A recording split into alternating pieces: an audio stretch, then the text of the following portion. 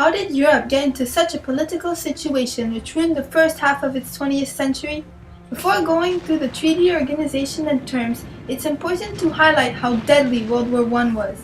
Then, we can understand the consequences of the treaty and how its compromises satisfying no party created the path to World War II. Indeed, the 6-month negotiation and debates to get to the Treaty of Versailles signature were a failure of traditional diplomacy. On June 28, 1914, a Serb student assassinated Archduke Franz Ferdinand, heir to the Habsburg throne in Sarajevo. This murder was the trigger of a major diplomatic crisis that started World War I. Russia, France, and Great Britain entered in war against Austria and Germany. The people hoped it would be a short war and even referred to it as the last one. Germany attacked neutral Belgium, and the army of Kaiser Guillaume II entered in France mid-August 1914. The French army, commanded by General Joffre, rushed to stop the invasion before the German army reached Paris. The Germans were stopped at the Battle of Marne on September 6, 13. The German army backed up, and by November, both sides had dug in along a 400-mile front from the English Channel to Switzerland. The soldiers were living in the trenches behind tangle of barbed wire, machine guns, and artillery. The life of soldiers in the trenches was terrible. Soldiers were starving to death. There were rats and fleas. As one of today's last of 7 French survivors remembers, they had very little and supply was extremely weak.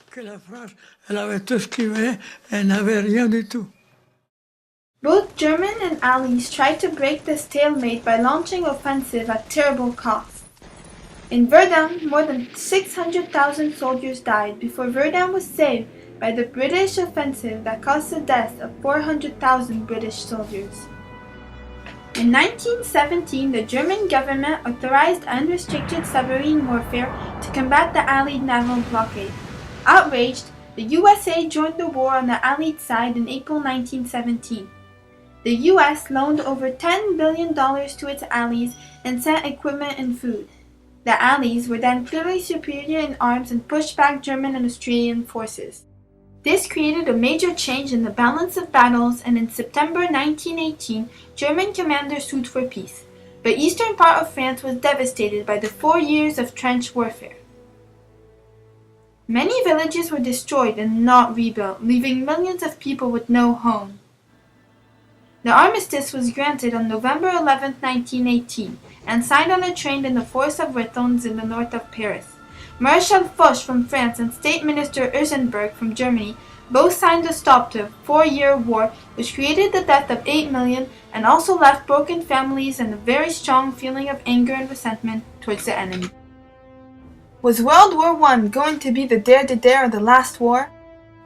The Treaty of Versailles, which ended the principal phase of war against Germany, was one of the most controversial treaties of all time. The Paris Peace Conference was faced with the task of re-establishing relations between the 5 states under Armistice: Austria, Bulgaria, Germany, Hungary, and Turkey. The Peace Conference was organized by representatives of the United States, the British Empire, France, Japan, and Italy. These nations became known as the principal allied and associated powers. The 5 nations were responsible for the most important terms of the treaty.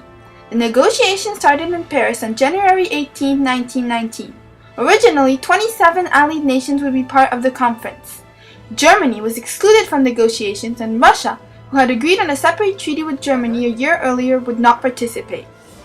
The process of signing the treaty proved to be slow and difficult as each nation had their own motives. Japan representatives were the first to leave, followed by Italy. The 3 remaining powers were France, Great Britain, and the United States. In addition, a strong disagreement rose between the 3 main parties. Both the President Wilson, United States, and Lloyd George, Great Britain, wanted Germany to remain a strong country, so to be used as a trading partner. However, Clemenceau, France's objective was to punish Germany harshly for all the damage that they had done. His idea was to prevent Germany from rising again to a dangerous nation. This journal is an original from June 29, 1919. It reflects the feeling of the French just 1 day after the treaty's signature. To France, the treaty was not too harsh on Germany, but too weak. Paris is in festivities as Germany leaves the country in defeat.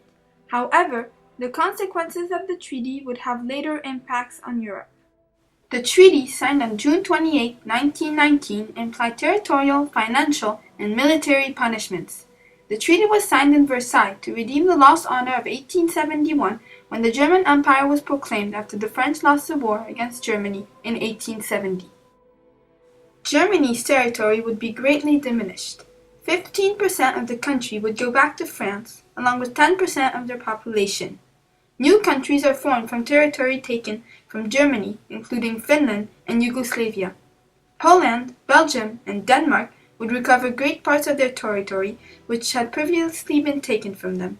In addition, all of Germany's colonies were taken away from the nation. By limiting Germany's territory, Georges Clemenceau hoped to weaken Germany and humiliate their government. Military punishments are also implied in order to prevent the nation from starting a new war. Germany is obligated to give away 5,000 cannons, 25,000 military planes, all its tanks and armed boats. Germany's soldiers are reduced to 100,000 and military service is abolished. However, the financial terms and clauses were actually the trigger of all. Indeed, France owed billions of dollars to both England and the USA who had financed its war, but none of them would waive France's debt. So the Allies created the original clause of Germany's responsibility for the war beginning, which would lead Germany into paying for all. It was the starting point of the unrealistic and outmeasured terms of the treaty. Germany was forced to pay back France for the damage they had caused. The total amount would rise to 132 billion, which was almost impossible for Germany to pay, since they were also in ruins after the war. Germany would pay the Allied nations in the form of natural resources as well as gold. This would weaken Germany furthermore. The Treaty of Versailles had punishments that were meant to humiliate, and it would cause more problems and solutions to the world. President Wilson wanted to rebuild Europe and had a dream for a new world. He initiated the League of Nations that he believed would guarantee long-term peace. This first major world countries were associated was signed in April 1919, even before the Treaty of Versailles. But the way it defined some new nations was all but optimal, and areas like the corridor of Danzig were made to fail. All around, the weakened Europe raised a new set of political ideas. Coming from Russia after the 1917 Red Revolution, communism came across Western European countries and terrified new fragile government. Many fights and internal conflicts happened in many nations with strong people repression or new ways of power like in Italy. The German population were not only outraged by the dictate forced by the Treaty of Versailles and the Allies, they were also facing extremely difficult economical and social situations. With missing basic resources and massive unemployment, the German population was looking for someone to blame. Newly formed government and Jewish population were accused to have sold out Germans during the Treaty of Versailles. Still not realizing that they had lost the war, ex-officers couldn't re-establish themselves within society, and several military organizations were created, seeking revenge or to fight communism. The 6-month negotiations which led to the Treaty of Versailles' signature were a failure for traditional diplomacy. Diplomatic debates satisfied neither the Allies nor Germany, who called the treaty a dictate. The treaty made the economical situation in Germany worse and created lots of internal conflicts. Indeed, with the empire collapsing and strong feelings of revenge, the roots of the Nazi Party were established. As French Marshal Foch claimed, this was not peace but an armistice for 20 years. And indeed, soon Germany rose to a powerful nation and Adolf Hitler started Germany's revenge in the early 1930s. War was over Europe again for the most spread and deadly conflict of all time.